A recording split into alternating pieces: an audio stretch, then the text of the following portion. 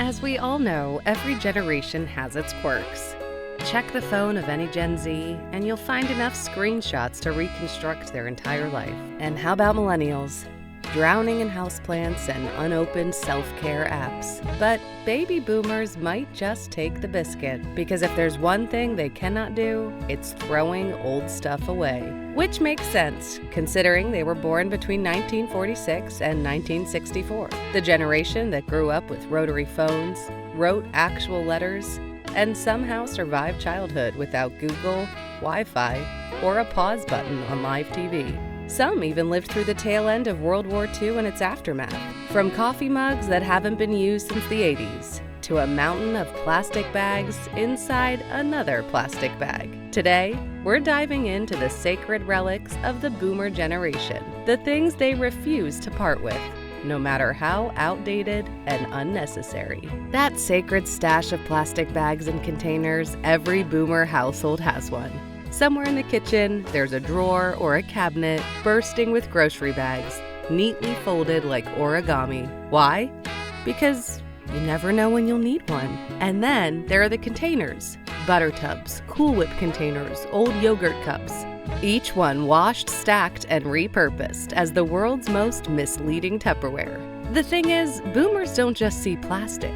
They see potential and utility. A grocery bag isn't trash, it's a future trash bag. A takeout container isn't disposable, it's tomorrow's lunchbox. Waste not, want not, right? Say what you will, but when civilization collapses, boomers will be the only ones prepared, with enough plastic bags and containers to rebuild society. And it's not just about keeping things that are useful. Sometimes it's about history, memories, and that's where coffee mugs come in. For any boomer, these are not just drinkware, artifacts. Walk into any boomer's kitchen and you'll find a cabinet overflowing with them. Not just a few favorites, but an entire collection spanning a decade. They probably still have the novelty mugs from 90s office Christmas parties, the world's best dad mug from Father's Day '87, the souvenir mug from that one trip to Niagara Falls. Then there are the freebie mugs from banks, insurance companies, and radio station giveaways. It doesn't matter if it's chipped or stained. If it holds coffee, it stays. But these mugs aren't just for drinking coffee. Boomers keep them as pencil holders, spare change collectors, or just sentimental keepsakes. Every mug tells a story, even if that story is just ordinary and trivial. Try suggesting a mug purge or giving them away, and watch their eyes widen in horror. It doesn't matter that it's been in the back of the cabinet, untouched since the Bush administration, next to the old newspapers and old magazines. Boomers keep a shelf that stacks old issues of Reader's Digest, National Geographic, and newspapers from important historical events. There's the retirement plan built on a 1978 issue of Time featuring Jimmy Carter. Or maybe it's for reference, because you never know when you'll need to revisit an article on DIY home insulation from a 1994 Better Homes and Gardens. And of course, the newspapers, the ones saved from major world events, moon landing, royal weddings, presidential elections. Some boomers even keep random old newspapers. There's also the stack of TV guides from 1985. And yet, here they remain, faded, yellowed, and taking up an entire corner of the living room. It's fair to say boomers don't just save magazines and newspapers, they curate archives. Because one day, someone might want to read about car prices from 40 years ago. But who would want to use outdated electronics from the 1970s? Boomers and outdated electronics are inseparable. Somewhere in the house, usually a closet, basement, or that one mystery drawer, there's a collection of old gadgets that once ruled the tech world. They were once the most desirable, the perfect, the future, but are now no more than antiques. A flip phone with a dead battery, a camcorder the size of a brick, maybe even a GPS device from the early 2000s, with maps that haven't been updated since dial-up internet was a thing. Among other relics is the infamous box of cables. Thick, tangled wires of unknown origin, carefully coiled and stored for a device that probably hasn't existed in years. No one remembers what they connect to, but tossing them out isn't an option. There's always a vague sense that one day, one of these cables might become crucial. Then there's the TV, the massive tube television that takes 4 people to move but still works just fine. Next to it, a stereo system with a 6 CD changer that hasn't played music in over a decade. And let's not forget the VCR, sitting proudly on a shelf, just waiting for the day someone wants to rewatch a blurry home video from 1997. Technology keeps advancing, but boomers keep holding on to their electronics like they're family heirlooms. The world might be streaming in 4K, but somewhere out there, a boomer is still taping shows onto a VHS, just in case. Continuing this thread is another thing boomers have trouble letting go of: outdated instruction manuals and warranties. Anybody may keep instruction manuals and warranties, but boomers archive them. You can always bet there's a drawer, a folder, or even an entire filing cabinet dedicated to booklets for every appliance they've ever owned. The microwave purchased in 1993, the DVD player no one uses, the toaster that was replaced 5 years ago, their manuals are all there, carefully stacked. Warranties follow the same rule: expired, unread, and often stapled to the original receipt. They sit in a folder, waiting for a moment that will never come. Even for products that cost less than the ink used to print the warranty, the paperwork remains. The real mystery isn't why boomers save them, it's when they ever plan to use them. No one has ever actually referenced a 60-page manual to figure out how to turn on a coffee maker. Meanwhile, the younger generation solves the problem in 30 seconds with a Google search. But boomers trust paper over the internet. A physical manual feels official. A warranty feels like security. And so, the collection grows, one unnecessary booklet at a time, like the letters and greetings cards in the bedroom drawers. Postcards, letters, greeting cards, these were the main methods of communication in the past. Today, a text is enough. Not for boomers, most of whom treat letters and greeting cards like sacred relics. Somewhere in the house, usually a shoebox, a drawer, or a decorative tin that once held cookies, there's a carefully preserved collection of handwritten notes, birthday cards, and Christmas greetings from decades past. Some are from old friends, some from distant relatives, and some from people whose names have long been forgotten. And then there's the stash of unused greeting cards, a whole stack, purchased with good intentions, waiting for the right occasion that never comes.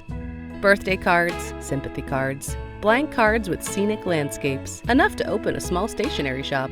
Yet, when an actual occasion arises, a new card is bought instead, while the collection continues to grow. Somewhere in the mix, there's an anniversary card that was bought but never given, a Christmas card signed but never sent, and a thank you card set aside for a gift received years ago. Boomers keep cards. They accumulate them, preserving every sentimental word and every potential future sentiment just in case. But letters are just one among several potential antiques, most of which include porcelain figures, vintage toys, fancy plates, and cutlery. We must all have a knack for holding on to things that might be worth something one day. Tucked away in attics, basements, and display cabinets are items with potential. Old coins, porcelain figurines, vintage toys, and commemorative plates from events no one remembers. Except the baby boomers remember. These aren't just objects, they're future treasures, past treasures, or at least, that's the hope. They are not unrealistically sentimental. There's always the belief that an old Beanie Baby could pay for retirement, or that a dusty record collection holds a hidden gem. The chipped teacups from Grandma, the brass lamp from a flea market in the 80s, these may be worth something someday. They are all carefully stored because one day, collectors will be looking for these. Of course, the real irony is that the truly valuable antiques, the solid wood furniture, the mid-century decor, are often the first things to go in favor of newer, mass-produced replacements.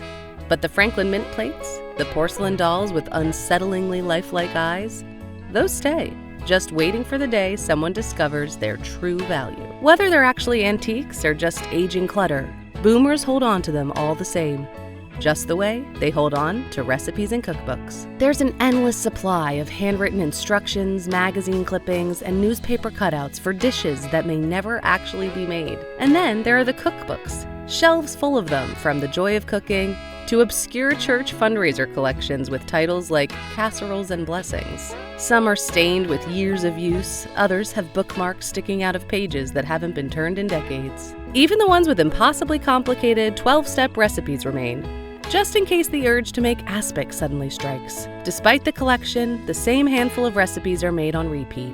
The classic meatloaf, the famous holiday cookies, the secret casserole that has been served at every family gathering since the Nixon administration. The rest sit there, gathering dust, waiting for a day when someone finally decides to make that ambitious souffle from a 1978 issue of Good Housekeeping. Continuing this thread is another item boomers just can't put away: vintage clothes. It may be the formal wear, the prom dress from '72, the suit worn to a wedding 3 waist sizes ago, The fur coat inherited from a relative, stored away even though no one has worn real fur since the 90s. Every item holds a story, a memory, a potential future use, because fashion is cyclical, and surely that neon windbreaker will be trendy again. And let's not forget the shoes. Patent leather heels, cowboy boots, platform sandal shoes that haven't touched pavement in decades but remain because they were expensive. Boomers don't just keep vintage clothing, they preserve it, like a personal fashion time capsule. Somewhere in the back of a closet, packed away in garment bags or old suitcases, are pieces from every decade they've lived through. A disco-era jumpsuit, a power blazer with shoulder pads that could take flight, a pair of bell-bottoms waiting for the right retro comeback. They don't really care if these clothes would just sit in the closet untouched until the next generation finds it and wonders why Grandma owned so much paisley, or what the strange-looking tools and wires are really doing there. Boomers have a special relationship with tools, especially the ones no one else can identify. No one knows their purpose, but one thing is certain: they cannot be thrown away. Somewhere in the mix is a hand drill from the 1950s, a screwdriver with a splintered wooden handle, and at least 3 identical tape measures, none of which can ever be found when actually needed. Then there are the mystery tools. Heavy, rusted, and vaguely threatening, these relics of past DIY projects remain because they might be useful someday. Many of these tools belong to appliances or machines that no longer exist. A key to an old gas meter, a wrench for a car that was sold 20 years ago, a specialized doohickey for fixing something. Even if no one remembers what, getting rid of it is out of the question. Thanks for sticking around till the end. If you really liked this video, please be sure to like, comment, and subscribe for more content.